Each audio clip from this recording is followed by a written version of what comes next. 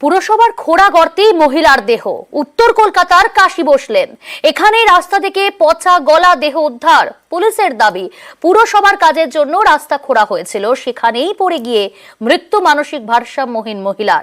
স্থানীয়দের অনেকেরই প্রশ্ন, কাজ শেষের পরেও গর্ত কেন ভরাট করেনি পুরসভা?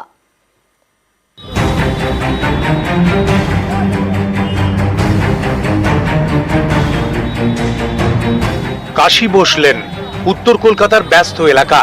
উল্টো দিকে ক্ষুদিরাম কলেজ, কাছেই শ্যামবাজার পাঁচ মাথার মোড়। এমন জায়গায় খোঁড়া রাস্তায় মাটির নিচ থেকে মহিলার দেহ উদ্ধার। শনিবার বিকেলে কাশী বসলেন এবং বিধান সরণি ক্রসিং থেকে পচা গলা দেহ উদ্ধার করে বরতলা থানার পুলিশ। তাদের দাবি, এলাকার সিসি ক্যামেরার ফুটেজ দেখে তাকে চিহ্নিত করা গিয়েছে।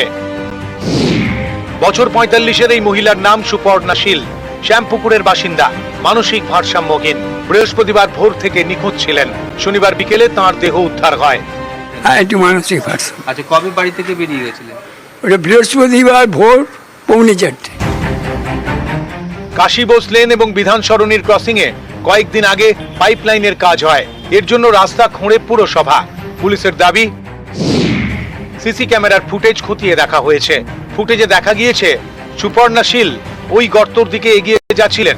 পুলিশের দাবি, গর্তে পড়েই তিনি মারা যান।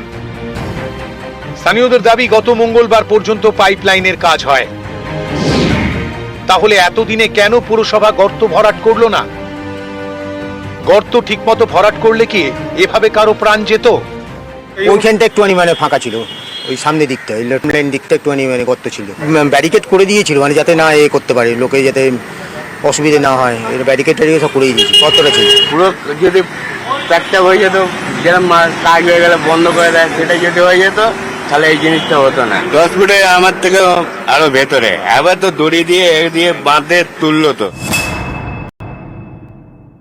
এটা খুব দুর্ভাগ্যজনক, প্রশাসনিক দুর্বলতার একটা নিদর্শন। এটা আমি অস্বীকার করব না। এই দুর্বলতার দায়ে আমরা এড়াতে পারি না। কারা পাইপলাইনে কাজ করেছিলেন এবং কেন প্রপার ফিল আপ হয়নি, এটা পুরোপুরি তদন্ত করা হবে। মাটি বসবে, তারপরে আবার আমাদেরকে ওখানে খোয়া ফেলে রাস্তা তৈরি হবে, তার 2-4 দিন সময় লাগে।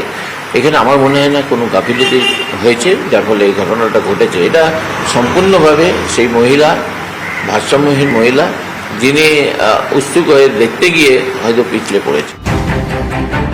মানসিক ভারসাম্যহীন, মাঝে মধ্যেই বাড়ি থেকে বেরিয়ে যেতেন, আবার ফিরেও আসতেন। এবারও হয়তো তেমনই হবে ভেবেছিলেন সুপর্ণার পরিবার, তাই মিসিং ডায়েরিও করেনি তারা। কিন্তু এবার আর সুপর্ণা ঘরে ফিরলেন না, মিলল তাঁর দেহ। সুপর্ণার পরিবার থানায় কোনো অভিযোগ করেনি। কাউন্সিলর যদি অস্বীকার করছেন গোটা বিষয়টা, কাউন্সিলর যদিও মানসিক ভারসাম্যহীন ওই মহিলার দিকেই আঙ্গুল তুলছেন, তবুও কোথাও গিয়ে নজরদারির অভাবেই একজন জীবন হারালো বলে মনে করছেন পরিবারের লোকেরা থেকে, তার পাশাপাশি এই এলাকার স্থানীয় বাসিন্দারা। ক্যামেরায় মনোজ কুমারের সঙ্গে সান্নিক ঘোষ, নিউজ 18 বাংলা, কলকাতা।